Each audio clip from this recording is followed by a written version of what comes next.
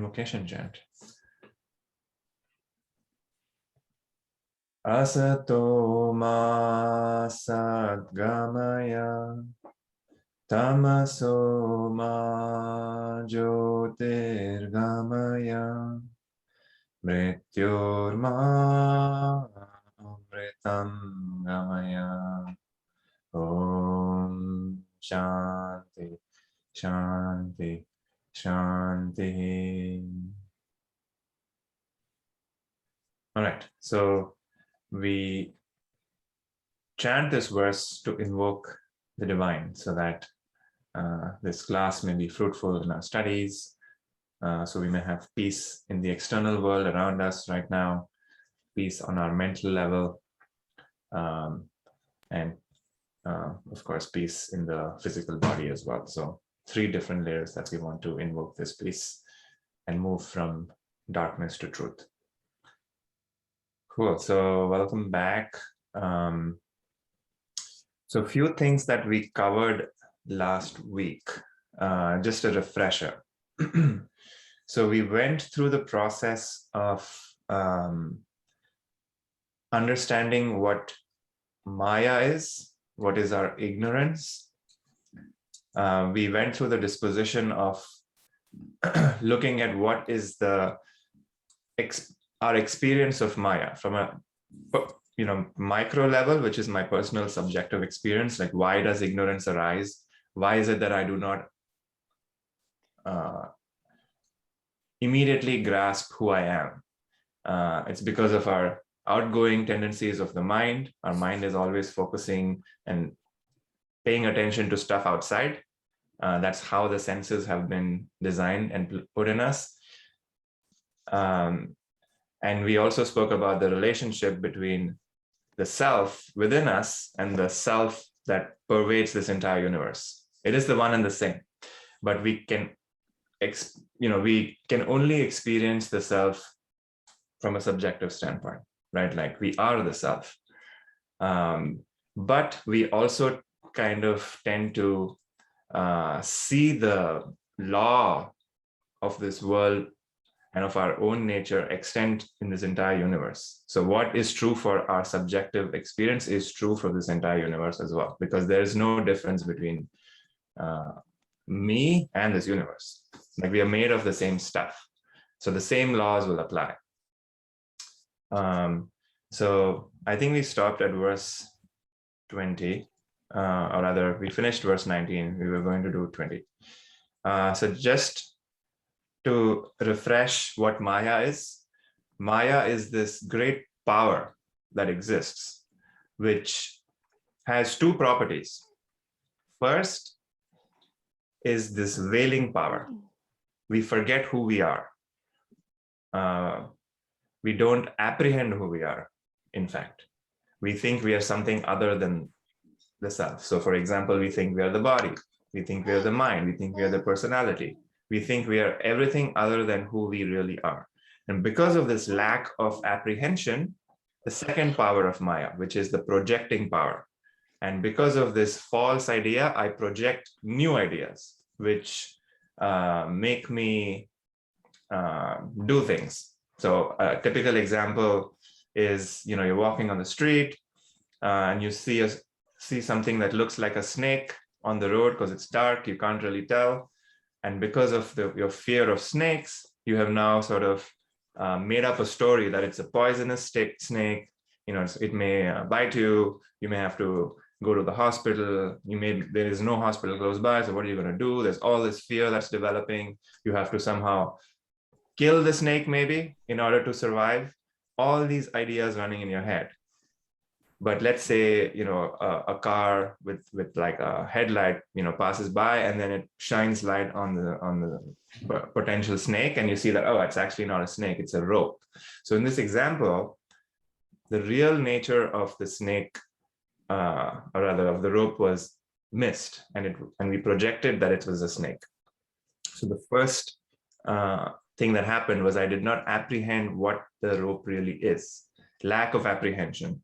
And then on this lack of apprehension, I projected all my ideas. And all of these ideas are subjective based on my personal experiences. So I have a fear of snakes, so I will imagine it to be a poisonous snake, right? But maybe somebody doesn't have a fear of snakes. They imagine something completely different. So what ends up your personal direct experience will be different based on your own impressions and memories of the past. Some people may love snakes. So you'll be like, oh, wow, look at that pretty snake. But some people may not. So all these things are just dependent. But the point is that they're all imaginations. And once the true nature of what you're seeing has been apprehended, then all these false ideas automatically drop. You don't have to like convince your mind that, oh, the snake was not real. You immediately see that, oh, it's a rope. So Sylvan, I need to use the bathroom. Sure, Jess, go ahead. You don't own the bathroom. Oh, Jess, I think you're... I'm sorry. No worries. Oh, man. All right. So cool. So that's where we were. We're going to continue along. Before we start, any thoughts or questions from last week?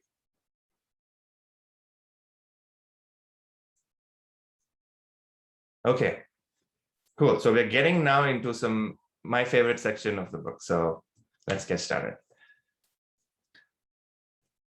Asti bhati priyam rupam nama chetyansha panchakam adhyatrayam brahma rupam jagat rupam tato dvayam. So the English, every entity has 5 characteristics. That is existence, cognizability, attractiveness, form, and name. Of these, the first 3 belong to Brahman and the next 2 to the world. All right, so this is a very important part of the text. So let's break it apart. So the word for, so we are given 5 characteristics. So asti, which means isness. So there is this existence aspect that every object has. So let's use a very standard example. So when you look at the, outside your window and you see sunshine, you can be like, wow, what a great day today. It's a beautiful weather. Let's examine what has happened. We say the weather is beautiful, but what is actually true is that I am aware of beautiful weather. That is actually the literal experience. We use language to express it slightly differently, especially in English. The way we express our experience differs, whereas in Sanskrit, it's very literal. So in Sanskrit, you will say, I am aware of the weather, which is beautiful. Whereas in English, the fact that I am aware gets kind of lost. It's kind of implicit in the weather is beautiful. The fact that you're talking about the I and the subject is not as apparent. But that's always true, that I am aware of beautiful weather. That is a fact, right? So let's break that sentence apart. So I am. So I am is the existence aspect. That is always true. Without I am, nothing else can happen, right? So I am, and then you have I am aware. So I am aware is the cognizability of it, which is I can cognize what is the experience. It can be good weather, it can be terrible weather, it can be heat, it can be cold, whatever it is, right? So that is, this awareness has to exist. So this first you have to cognize. And then the third part is the attractiveness of it. And the word we use here is priyam. So a lot of, there's a few, which literally translates to dear, like D-E-A-R, not D-E-E-R. So it's dear to me. And these things can be based on my memories, my experiences. So what I may find dear is different from what you may find dear. So I love warm weather. Some people do not like warm weather, right? Some people prefer cold weather. So that is all based on your experiences. But that recognition allows me to experience the dearness of what I'm experiencing. And then the last thing is the form and the name. So the last thing is sunshine. So sunshine has a form. Of course, it's not like something you can collect, and so it's kind of abstract. But let's say I was looking at a beautiful tree and say, wow, that is a beautiful tree. That has a form and that has a name. It is a redwood tree, right? So name and form is the last aspect of, I am aware of name and form. So name and form is infinite, right? So there's different kinds of objects in this world. There's various things that I'm experiencing, but I am aware is always the basis and of this experience. So now what happens is that my mind thinks that the name and form is what is real. But actually what is real is the first three, which is the existence, cognizability, and attractiveness. And attractiveness, unfortunately, is not the great word, but what this is mapping to is the phrase Sat Chit Ananda, which is the nature of the self, which is nature of Brahman, which is nature of you, nature of I. So what is Sat? It is existence. What is Chit? It is consciousness. And what is Ananda? It is bliss. So these three words you will see over and over again. And it's not something to like think about. It is something to see directly, which is that I am conscious. I am, alive. If I were to ask any one of you, do you exist? Nobody would say, no, I don't exist. That's impossible, right? Like how can you say you don't exist? Like nobody has that doubt. But the doubt is, what am I? Am I this body? Am I this mind? That is a doubt, because that is being perceived, name and form. But nobody doubts the fact that existence, cognizability, and and then maybe the bliss part is a little shaky here, because some of us will be like, where's the bliss? I don't feel bliss all the time, right? So let's put that on the shelf for now. That bliss is something that is, may not be evident to me, but we can translate Ananda as the word we use to no sorrow reaches there. So when we talk about sorrow, what is sorrow? Suffering, or pain. So pain can only go to the physical body, right? So if I injure my leg, there's pain in the physical body. I have an emotional injury. Someone says something hurtful to me. There's pain as well. But that's also limited to the emotional nature, or, at the level of emotions. Someone insults my intelligence, says I'm stupid. That also is at my level of the intellect. I, which is aware of all these things, is untouched by all of it. So that's why we say that sorrow reaches only at the layers of the physical. At the absolute, which is the self, sorrow does not touch it.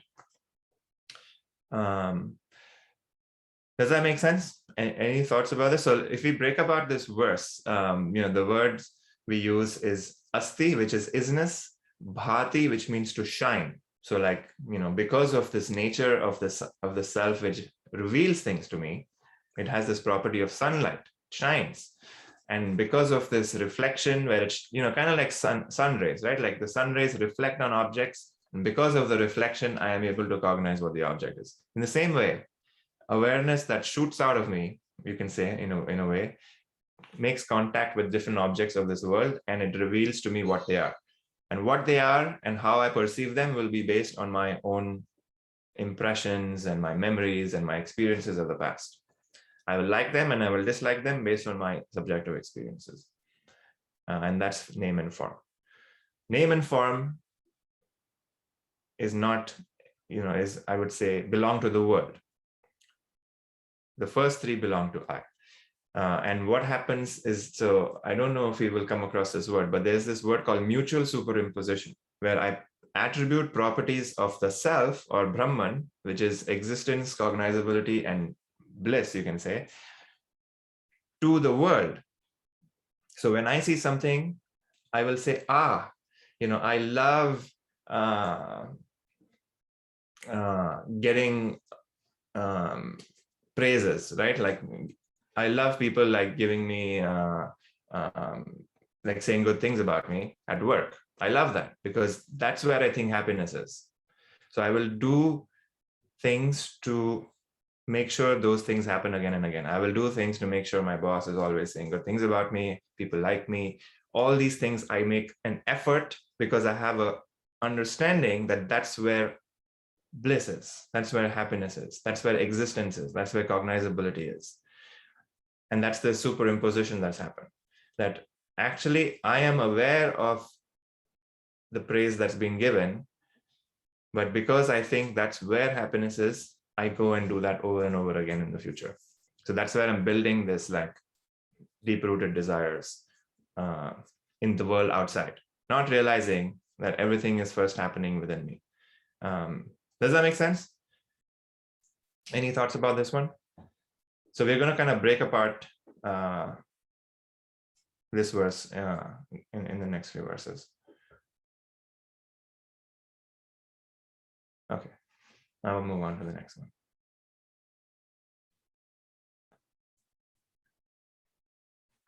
Kavayan Vagni Jalo Virshu Devatiryanga Nadishu Abhinna Satchidananda Bhidyete Rupanamani.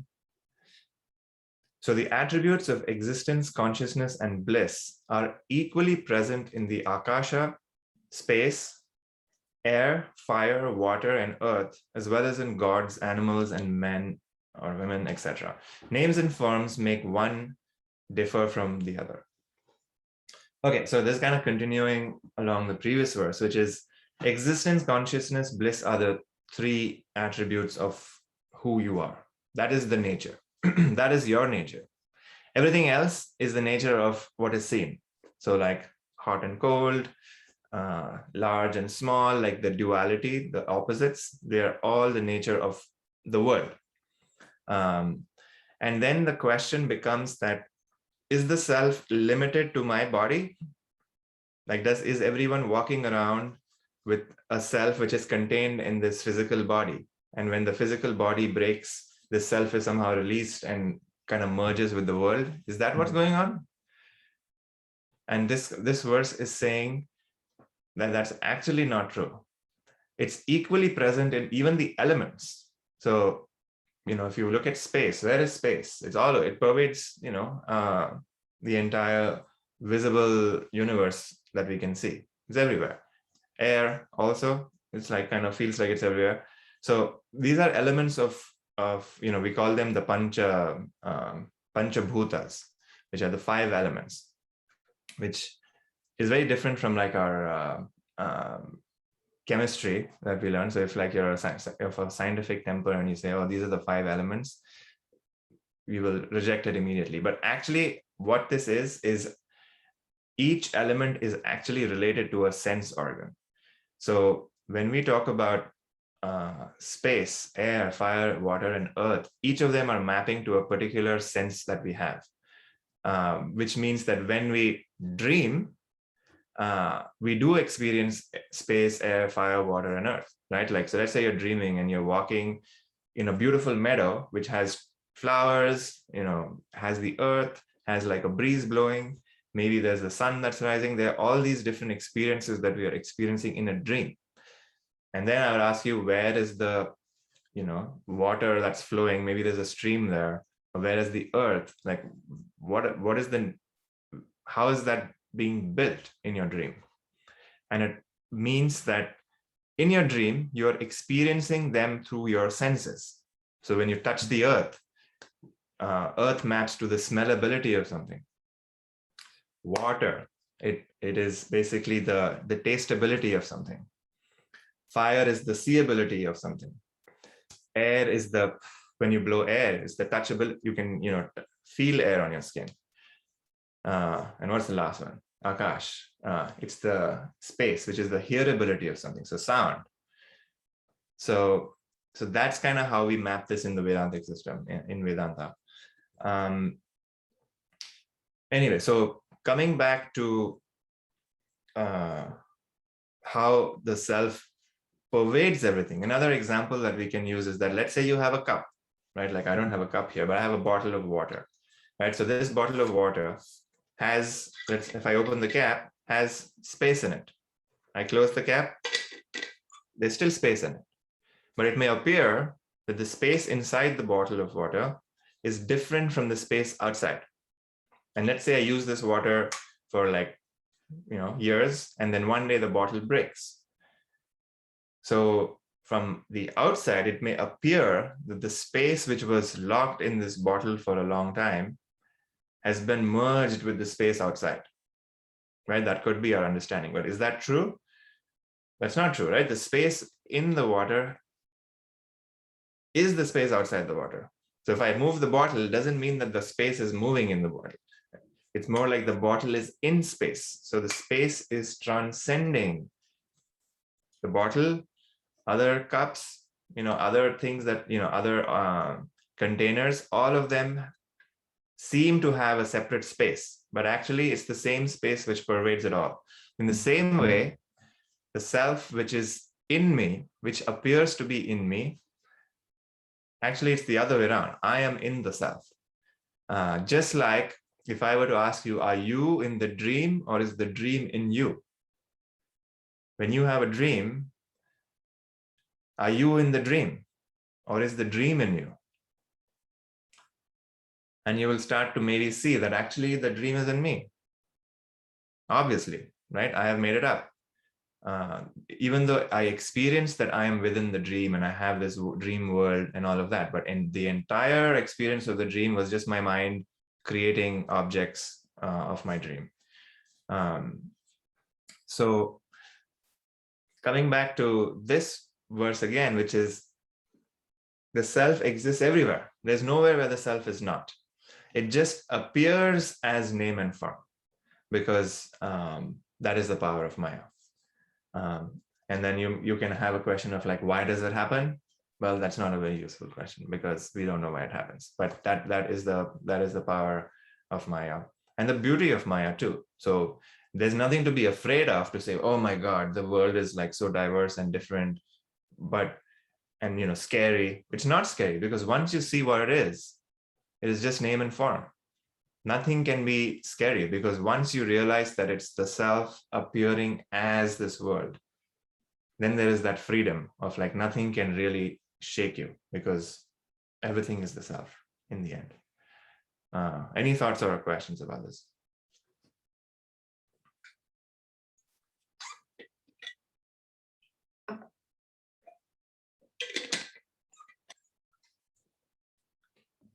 Okay, let's move on to the next verse.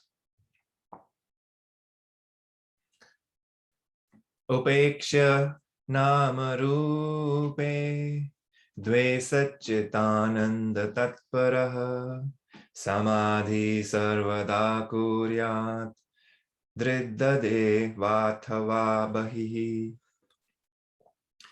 So having become indifferent to name and form and being devoted to Satchidananda, one should always practice concentration either within the heart or outside. All right, so we have been giving this like, I love like, I guess in Vedanta and like maybe in yoga, people love breaking stuff down and having lists and like there are 5 of this, there's 3 of that, there's 7 of this, these categories.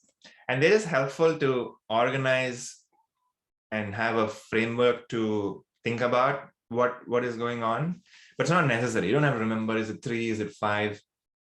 Point is, it's pointing at something as a practice. All of these things are tools. It's not information that we are trying to make sense of the world and make sense of the self, because the self is not an object and you can never figure it out.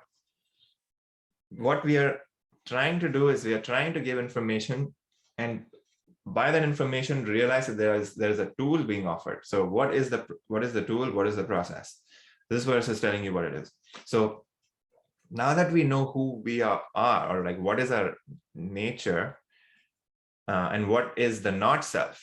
So the not self is essentially name and form, in the sense all of the objects which appear in the world, which grab our attention, like I am aware of the sunlight, I am aware of the sunshine, I'm aware of the rain. The rain is not where our attention should go. So now we've been giving our practice. From the time we are born, our mind tends to always be outwardly focused. Like our senses are designed in that way. They go out. They rush outwards because they're always giving information about what we are experiencing. But we are now going to be given a practice. One should practice concentration. So we are trying to concentrate on not what is being revealed, which is name and form, but who is it that is seeing and perceiving it. So trying to perceive the I am, right? So I am fill in the blank. So I am aware of fill in the blank. We will try to start to focus our attention on the I, which is who is it that is actually perceiving all of this. So being indifferent to what is being perceived, because we know now that everything is just name and form. It has different qualities based on like our senses, which are experienced, which are triggered. So if you're eating something, your sense organs of the mouth are being triggered. If there's wind blowing and there's weather is nice, the skin and maybe your eyes, that's being triggered. So there's different experiences that we have based on the name and form. But I am aware is always the basis of that. So instead of now experiencing and paying attention to the stuff, we are going to pay attention to who is it that is being that is aware of all of it. So that's the practice implied here. So we should practice concentration either within the heart or outside. Any thoughts or questions about this? I think we're going to break apart what this practice also means. And this is similar to the subject-object discrimination that we have been doing. What's the difference between within the heart or outside? What is that? Yeah, so I think they're going to break apart. You can either practice concentration on an object within, or you can practice concentration on the object outside. So that just depends on how gross your mind is, like how many thoughts your mind is having. So if your mind is too caught up in something, it's going to be very difficult to concentrate on something which is a subtle object. So in the end, concentration of the mind is done using some sort of a support. So a support could be something like breathing, right? Like you're breathing in and out, and you're using the breath as a way to like stabilize your mind. But that's a gross object because the breath is like, physical. Then you can have a subtler object, which is maybe a mantra, maybe some sort of like a image, right? That's a subtler object because it's at the layer of like a thought. Now, once your mind is like further quietened, you can drop even that. Maybe then you can just notice the space between thoughts. Like that could be your object. So over time, as your mind gets quieter and quieter, you can drop the supports that you're using, because the support is essentially needed to get to a certain point. And once you're there, the support is not needed, right? It's like you're walking with a walking stick, but once you reach your destination, you can sit on a chair. You don't need the walking stick. You don't have to hold it. So you let go of it. That's what this means. And I think we're going to go into like the different kinds of meditations in the next verse. But good question. Okay, but the key is we are going to now not pay attention to the stuff that my mind is presenting to me, the name and form. We are going to be indifferent because name and form is not the reality. Satchidananda is the reality. So the word again is Satchidananda. Sat is truth. So this is the Sanskrit called Sandhi, where when you join words, the pronunciation changes. So Sat and Chit becomes Satchit. So there's a double C that you see there. But it's actually Sat, which is truth, S-A-T, truth, C-H-I-T, which is Chit, and Ananda, which is bliss. So truth, existence, so that's what truth is. Consciousness, Chit, ability for me to perceive and be aware of stuff. That is chit, and ananda is bliss, or we can translate it as no sorrow goes there. So this is free from sorrow. So I want to be paying attention and being devoted to this place, not to all the stuff, because names and forms are infinite. One name will come, one form will come, and then you'll enjoy it, and then something else will happen, and you're moving from one object to the other. And that's what the dance of this world is in the end. This world is, we're dancing with one object, playing with it, and then it changes, and then we do something else. That's been our life. But if we want to clearly see who we really are, we need to let go of that. And not let go of that permanently, let go of that for some amount of time until we can clearly see Satchitananda as to be our nature. Once we have a direct experience of that, and everything that we have let go of will come back to us, because we will see that there is no difference actually with name and form and Satchitananda. But right now, there is a difference, and that's the practice that we are going to undertake. Okay, let's go to the next verse. Savikalpo nirvikalpa samadhi dve vidho hridi drisya shabdanuvedena savikalpa punardvidha. So two kinds of samadhi to be practiced in the heart within oneself are known as savikalpa and nirvikalpa. Savikalpa samadhi is again divided into two classes, according to its association with a cognizable object or a sound as an object. Okay, so we're given some new words here. So samadhi. So what is samadhi? So samadhi is essentially broken down as sama and dhi. So sama usually means still, which is like same. So you get the English word same from sama. And dhi is essentially the mind or the intellect actually. So samadhi is still or same, equal mind. So the mind is still. So what we are doing with meditation is we are trying to still the mind, and not from a forcing function. We're not trying to grip the mind into samadhi. Sometimes, some yoga practices try to grip the mind into samadhi. And that's not always helpful. It may give you joy and pleasure and like make you feel high, but doesn't transform you, because gripping the mind is not what this is talking about. So we will get into that. So what is the first kind of samadhi? Savikalpa samadhi. So vikalpa is essentially a thought. And savikalpa is essentially with thought. So sa means with and vikalpa is thought. So we are looking at samadhi, which is a still mind, which still has thoughts. So for example, let's say you're in meditation, you're single-pointedly focused on like, let's say a mantra or like some sort of like a visual image. Your mind is only there. At this point, your mind has kind of gotten still. You're not thinking about like your work, you're not thinking about your family, you're not thinking about your problems. Your mind is only thinking about this one practice, which is thinking about the meditation, the process of, let's say you're chanting a mantra in your mind, and it's not even physically chanting it, but like in your mind, there is, let's say it's Om Namah Shivaya is your mantra. That's kind of going on in your mind. And it's going on very slowly too, because your mind has become so quiet that it's just like, slowly, oh,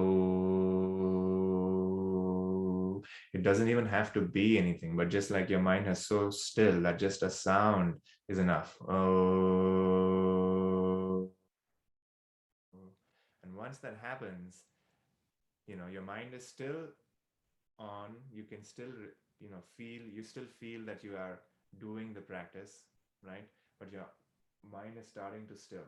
And when this happens, your mind kind of tunes up and kind of starts to experience the self, starts to rest in that place. And you start to feel a little blissful. And this is Savikalpa Samadhi, which is the mind has stilled with the help of a thought or a vikalpa. So the thought is not completely, thoughts have not completely dropped away. The second kind of samadhi is nirvikalpa samadhi, which is in this samadhi, there are no thoughts. All the thoughts have sort of stopped. The mind has come to a complete standstill. And for some people, it's like an explosion which happens of the mind. And for some people, it's a subtle sort of, realization that this happens. And in this, I think we may have spoken about this, you cannot force the mind to go into a nirvikalpa samadhi. It is something that happens. What we can do, what we can practice is we can practice savikalpa samadhi. So we can practice sitting down in our meditation seat, getting really quiet, doing our subject-object discrimination, letting go of our thoughts, letting go of our feelings, letting go of our physical, our attention to physical sensations, and just keep tuning up the mind, keep paying attention to who is it that's noticing all of this. So all of this is happening, and maybe your mind quietens down, but this is all savikalpa samadhi. But what's going to happen is while you're really quiet, vasanas, which is essentially objects of desire, things that you want to do, things that have a deep impression, they will come up in our meditation, and they will take our attention away from our meditation to the object, and then we bring it back. So that's essentially the practice that we keep doing until we can give up all vasanas. So vasanas is the only thing that keeps the mind in place. Once all of our vasanas have been burnt, the mind will slip into nirvikalpa samadhi. And this is not something that we can force on the mind. It is something that will happen. And what we can do is we can only eliminate vasanas. It's like asking, somebody who is trying to grow a plant, what can I do for the plant to grow? Can I, chant something? Can I force it into growing fast? No, all that you can do is make sure the soil is good, make sure it has enough nutrients, make sure you're watering it, and then naturally it will grow. That's all you can do, because the fact that it grows or the flower blossoms is not up to you. That you are just creating the conditions which are right for the flower to blossom. In the same way, the mind is trying to blossom. All you can do is create the conditions which are right, which is what? Removing, in the case of the plant, removing all the weeds, removing everything that's going to take away from the plant to make sure the plant has the most amount of nutrition. In the same way, the mind, only thing you can do is take away the vasanas. That's the only thing that is in our control. Paying attention to what my vasanas are, what is my deep-rooted attachments, and letting go of them. Not even that you have to get rid of them. It's letting go to my belief that that's where happiness is, or that's where misery is, because both of those things are not true. They are just imagined. So that's the difference between savikalpa and nirvikalpa. So now we are saying savikalpa samadhi is divided into two classes according to its association with a cognizable object or a sound as an object. So the word we use is drisya and shabda. So drisya is what is seen. So a lot of people who have a difficult time meditating with their eyes closed, because some people fall asleep. What you can do is you can keep your eyes open. So if you find yourself very sleepy, don't close your eyes because you're going to fall asleep. Instead, open your eyes and see something. Maybe it's a candle, flame of a candle. Focus on the flame. Focus, keep your eye fully focused on that object, on the flame, on the fact that it's going on and on. And you'll notice that the flame is just like the mind, where the flame is consistently being created moment to moment. Just like the mind is being created moment to moment. I have to think of an object for the mind to exist. So that's a good way. Or you can just pay attention to some point in front of you, which is still. That's also with your eyes open, of course. That's another good practice. If there's no candle around you, just look at something. a stationary point. So you're just focusing, and you're using that physical location as a way to focus all your mind's energies on that one singular point, bringing the mind together. And the mind is trying to go someplace else, then you'll bring it back to that point. So that's like association with a cognizable object. If you're not sleepy, you can then close your eyes and do the exact same thing too. So you can bring to your mind a physical, object. Maybe it's a picture of something. Maybe it's like, you believe in, like, let's say you have your personal God. You can do that. Can be Moses, can be Jesus, can be Allah, can be whatever. Can be a Shiva, whatever is your cultural upbringing, and if you identify with that, go for it, because what you want to do is you want to be with something that is familiar, so that your mind can pay attention to it. If it doesn't feel familiar, mind is going to be struggling a little bit more. So that's like the cognizable object. And then the other thing is, if there's no if it's not a visual thing, you can use a sound. So that's why there's the whole mantra science that exists in yoga. And what is mantra? It is essentially like a collection of sounds which have a vibrational quality to it. And because it has a vibrational quality to it, it sort of has an energetic quality as well, vibrational and energetic. So when we chant it, those sounds, kind of have an influence on the body and the mind. They organize it in a certain way, and they can be beneficial to some people. So use that. So you can there's a mantra that you identify with. It could be an English thing, it could be a Sanskrit, it could be any language, it could be in Latin, it could be in Hebrew, all these beautiful languages that exist. And there are certain raw sounds that are more, I would say, amenable to use. Using a sound such as window may not be as useful. You may want to use something that has more meaning to you, because in the end, the essence of the word is what we connect with. So a word like peace, or a word like love, like those are more powerful than like shouting lamp or maybe house, right? Like those may not be as useful. The point is, use something that you connect with. All right, any thoughts about this?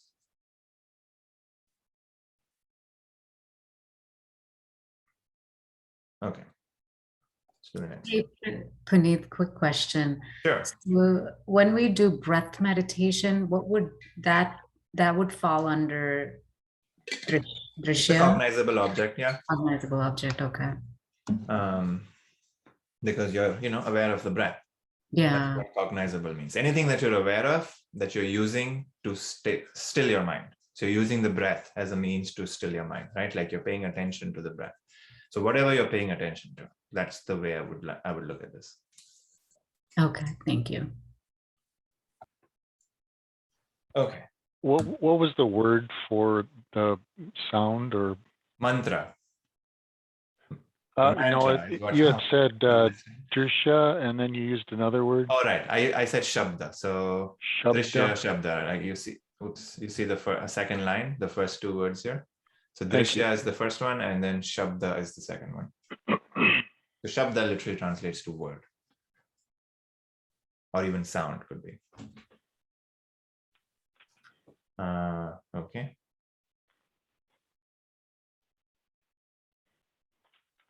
Let's do the next one. Kamadya chittaga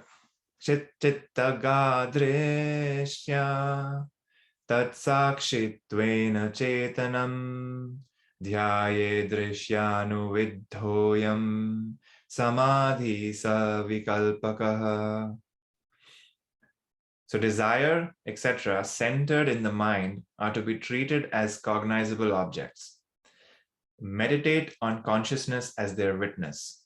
This is what is called Savikalpa Samadhi associated with cognizable objects. Okay, so now we're getting into what is Savikalpa Samadhi. So we spoke about like you can use all these different objects as a way to still the mind. And then finally, the subtlest Savikalpa meditation that we can do is the meditation of subject-object discrimination, which is I am the subject. What is being perceived is the stuff, is the objects. So that's removing our attention on the stuff that is being perceived, and I'm turning my attention to the I.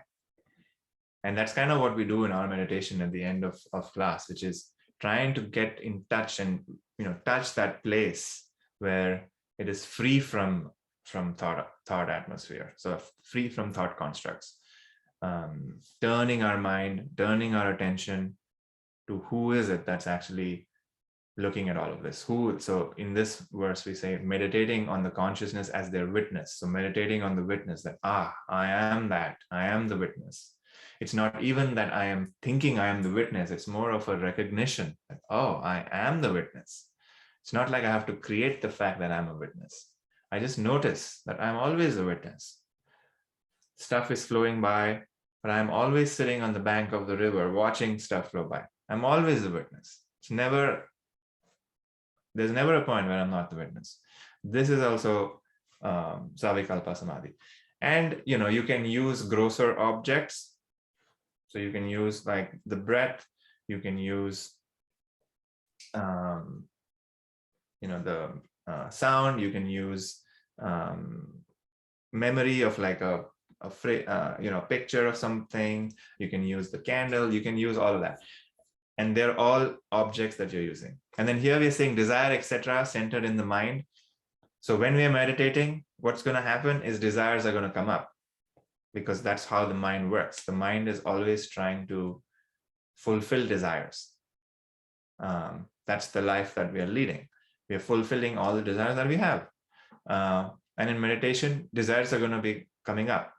But what are we supposed to do? We are supposed to look at them, not suppress them, but just look at them and say, oh, desire is coming up. It's also an object of cognition. And because I am the witness of the desire, I can put it aside. So I am not the desire. And this is where, our 2 verses ago, where we will become dedicated and become committed to Satchitananda, and we will not pay attention to name and form. So desire is also name and form, because all these desires have been have come from some place, either in this life or in the past lives. These are deep-rooted desires, and they find their expression in this life. And sometimes these desires are too strong, where we have to go through with them, and that's fine. But sometimes the desires are, they don't necessarily have to be. We don't have to walk in the direction that the desire is taking us. We can put it on the side. So this is what is Savikalpa Samadhi. Or rather, this is the practice that we can do that could lead to Savikalpa Samadhi. Any thoughts about this one?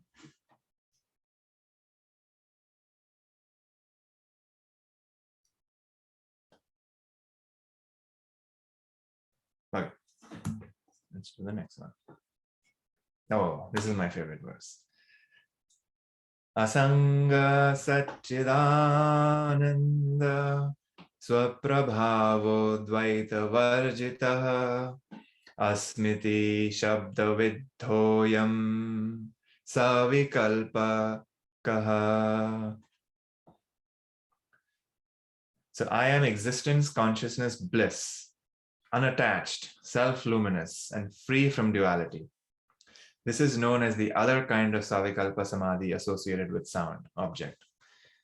Okay, so I guess I spoke about like there's one kind of Savikalpa Samadhi with sound, which is using the mantra, but then you can also use the Vedanta, the sort of pointing instructions as sound, right? So, let's say Om Namah Shivaya is a mantra that you're given, or like, may peace be with all of us, may all beings be happy. That's another mantra maybe, right? Those are great phrases that have beautiful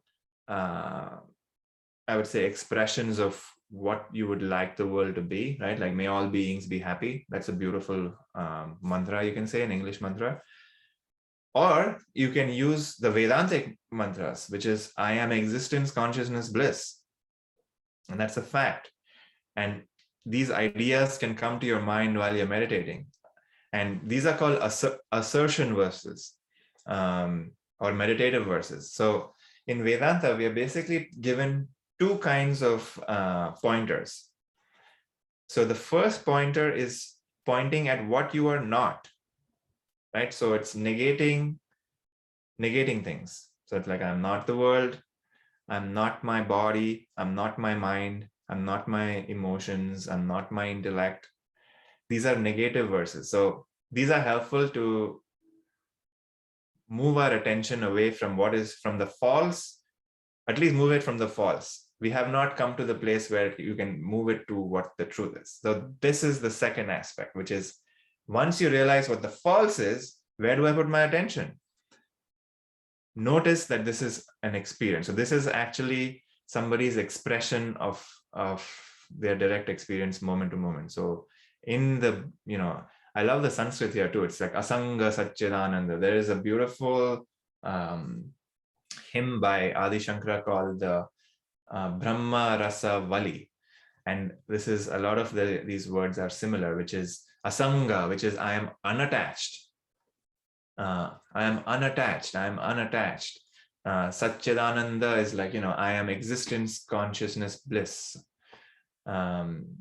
Self-luminous, which is the word sometimes we use for, so here the word we've used is swaprabhavo. So swa is self. So you will hear words like swayambhu, which is, self-luminous too. It translates to the same thing. Swayam jyoti, which is also self-luminous. So there are all these beautiful words that you hear in different contexts, but they essentially point to the fact that the self is luminous.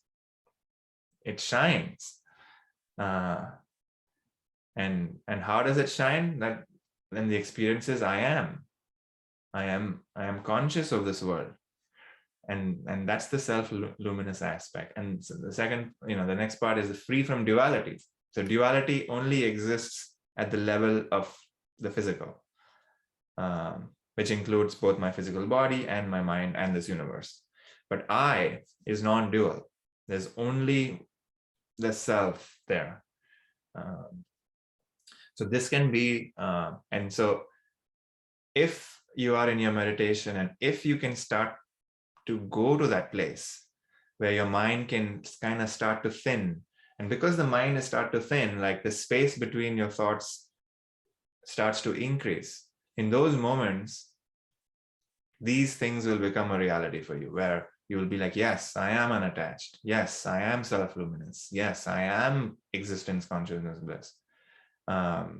So you can start with these words, and then as these words become, you can say Satchidananda, or you can say existence, consciousness, bliss. I am existence, consciousness, bliss.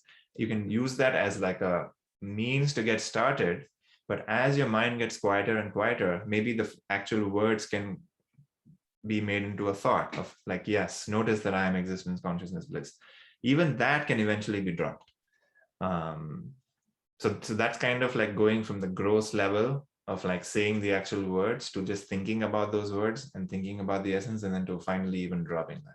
So there's the sequence that we can move from the gross practice to like a more subtler practice.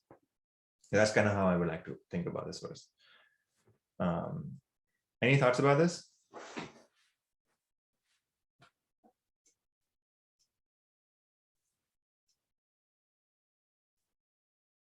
Okay, let's do the next one.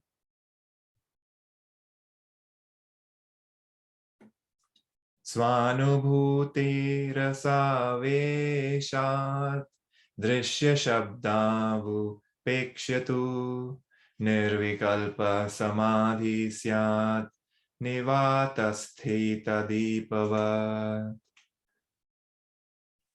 But the nirvikalpa samadhi is that in which the mind becomes steady, like the unflickering flame of a light, kept in a place free from the wind, and in which the student becomes indifferent to both objects and sounds on account of their complete absorption in the bliss of the realization of the self. All right. So everybody wants to get a taste of Nirvikalpa Samadhi. So what is Nirvikalpa Samadhi?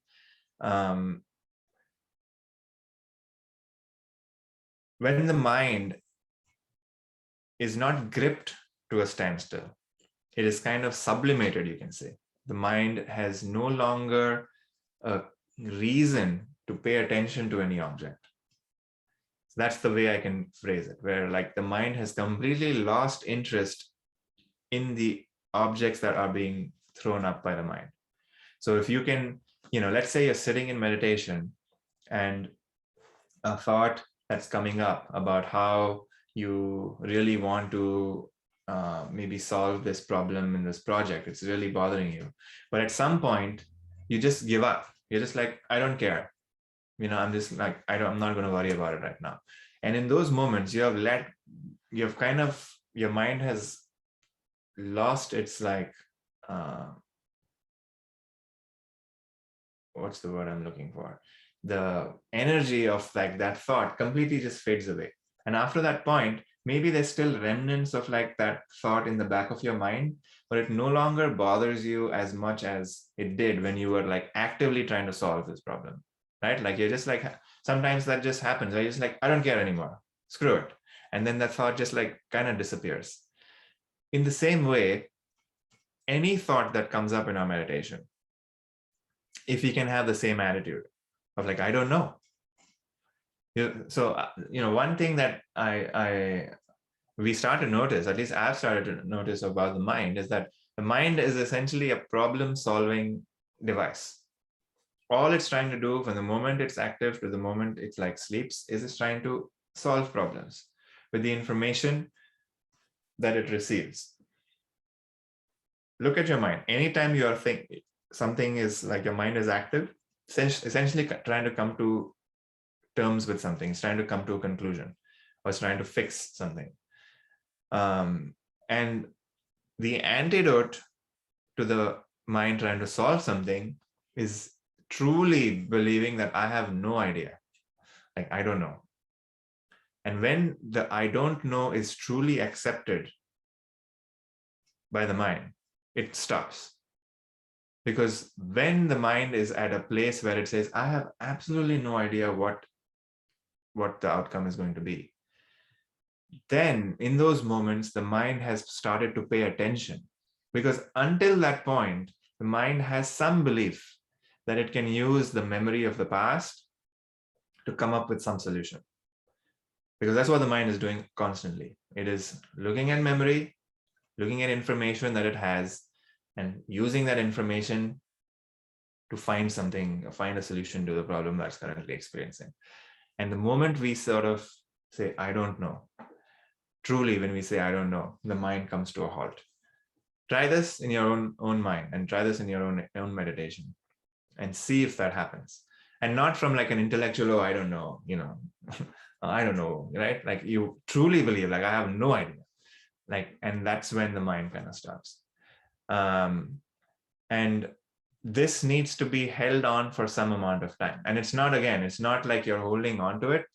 While the mind stops, actually, there's no experience of time itself. So you can't really say how long you were in Nirvikalpa Samadhi, but it is an experience that you will, that you cannot deny when it happens. So don't worry about like trying to force Nirvikalpa Samadhi on you. This is just something that's in the process or in the path that is described, but so this is where we want to get to, but not something that you can force on the mind.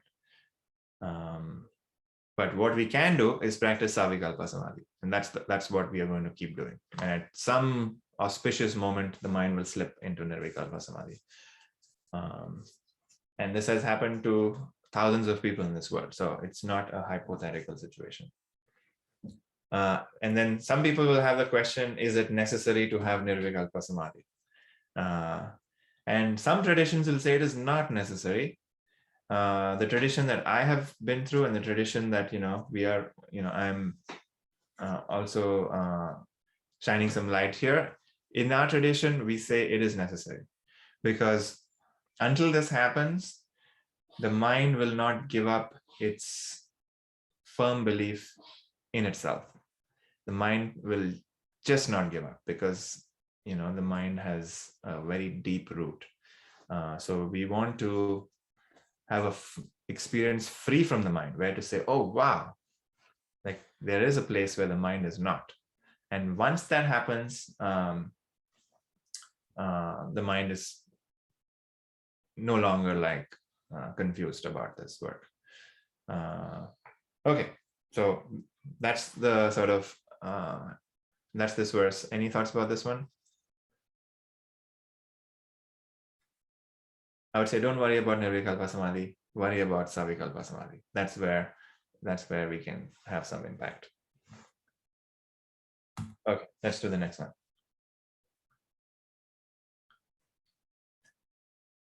Hridiva bahya deshepi yasmin kasmischa vastuni samadhiradhya sanmatra annamarupa prithak.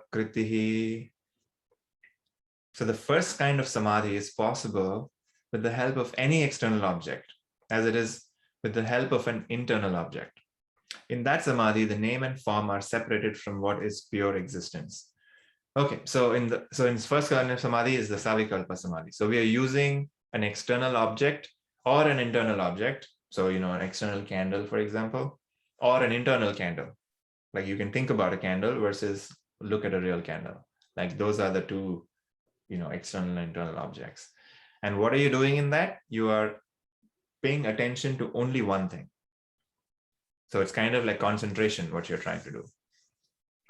And in that concentration, the form and the name is being perceived. And the self is the one that is always standing apart. So this is there's a fact, which is I am the self. I am looking at the candle. I am looking at the candle which is on my table. I'm looking at the candle that's in my mind. And in both experiences, I am separated from the candle of my mind and the object. So this is just like talking about the Savikalpa Samadhi and how it is using an object to turn our attention to the subject, which is this eternal witness, which is pure existence, pure awareness, you can say. Yeah, I don't think there's any other implication here. But does that make sense? So we are always using an external object or an internal object, and you can use anything. That's the beauty of this meditation. You can use any object that calls to you. So the key thing is it needs to have a connection with you. If don't try to force something that is not natural to you, use something that's natural to you. If sitting, going on a walk and like looking at a tree, that's natural to you, do that. If you're sitting at home in your meditation cushion and closing your eyes and focusing on your breath, do that. Anything that feels natural to you. There are millions of things that you can use, but use something that calls to you. Okay, I think this is probably a good place to stop.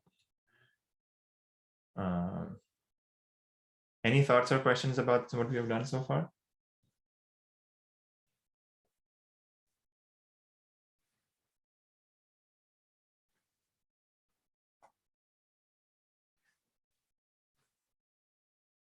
Okay, cool. Let's do a meditation then. Let's stop sharing.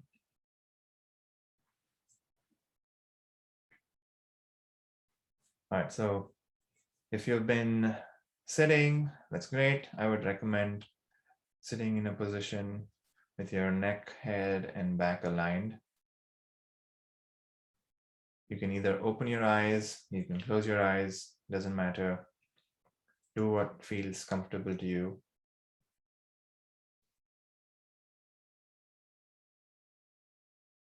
You can start by taking a few deep breaths, using the breath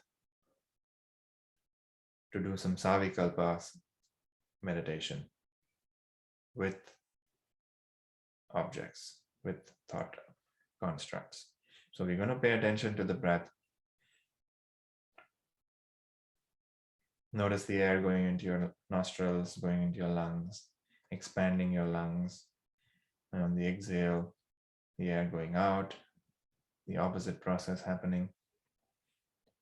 And the breath is not just limited to your nose and your lungs. You can notice that your entire body, this, movement of energy that's happening when you breathe.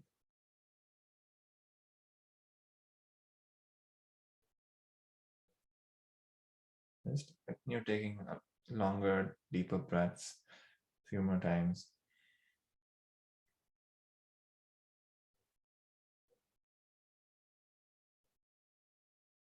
Notice that you are aware of the breath.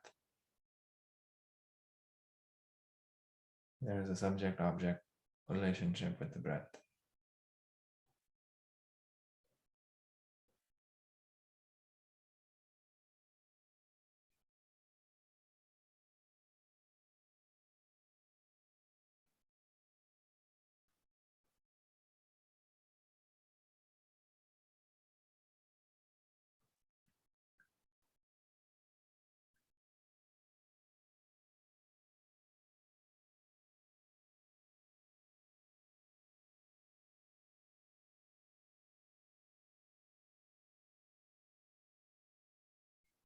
If you can hear sounds around you, you can pay attention to sounds that are going on as well. And they are also objects in your awareness.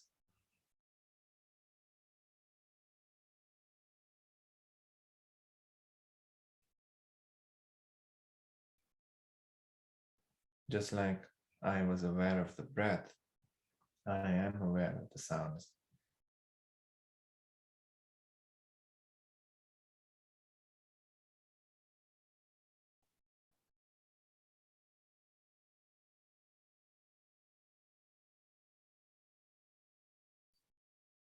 We want to move one level closer, maybe to the level of our thoughts. If you're thinking of things that you have to do, or past memories, notice that they are also objects of awareness. Just like I was aware of the breath, just like I was aware of the sounds, I'm also aware of these thoughts. These thoughts come and go. One thought is not aware of another thought. I am aware of one thought and I am aware of the next thought that follows. I can have a thought about a thought I just had. They are all objects of awareness.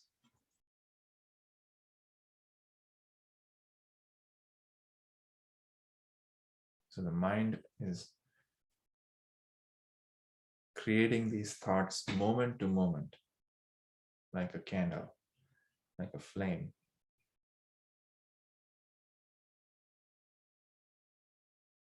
And in between one thought ending and another thought beginning, see if you can notice a gap.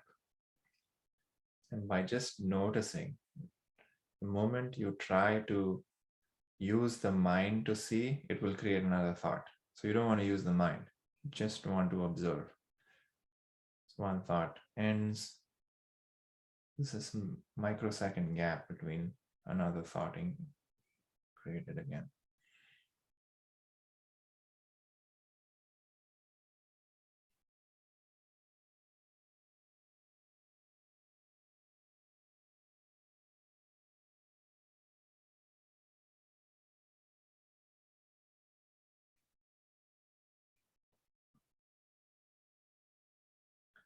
And in that gap, see if you can notice who is it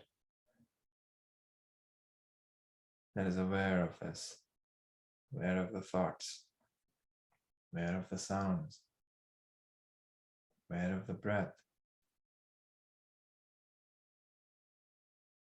By turning the attention from the outward to the inward.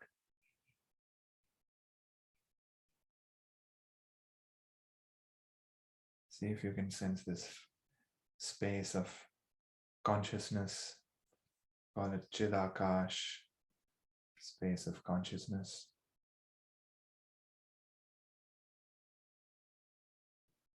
And in the space of consciousness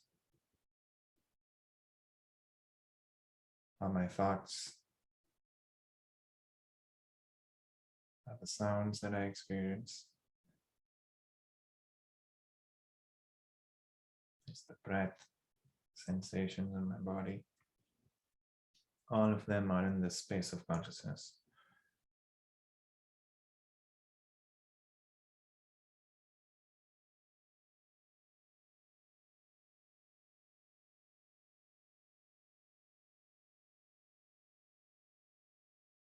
There's no real person here. It's just thoughts coming and flowing,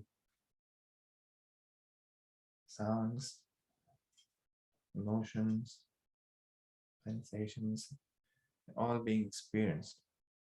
There's no real me there,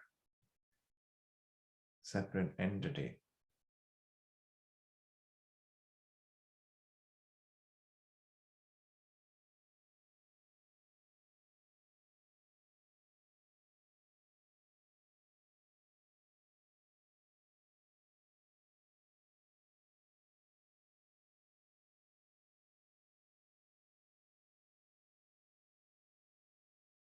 It's just space of consciousness, this awareness, which is shining and revealing everything in its path.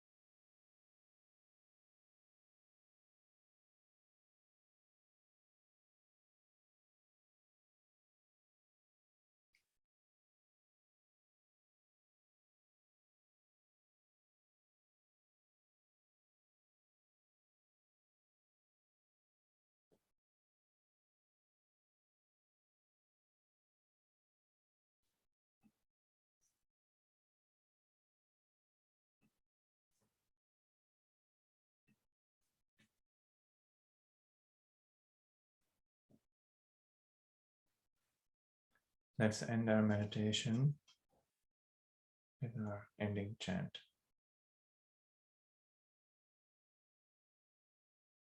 Yogarato va, Yogarato va, Yogarato va, Yogarato va, Sangarato va, Sangavihina, Sangarato va, Sangavihina. Yasya Brahmani Ramate Chittam Yasya Brahmani Ramate Chittam Nandati Nandati Nandatyeva Nandati Nandati Nandatyeva.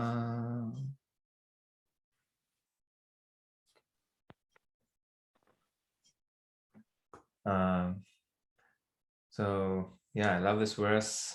It is the essence of this work, the path to realize the self, and to be in any situation, any life circumstance, but to have the capacity to enjoy and to be in a place free from suffering, if not in bliss. So I hope that's a possibility for all of you and for all of us and for me too. And thank you for joining on a Saturday morning. A quick announcement that next week I'm going to be out of town, so I will not be able to do a class next week. So the next class is going to be on the following Saturday, which is, I believe, the 16th. Yeah. Cool. I'm happy to hang out here if anyone has any questions.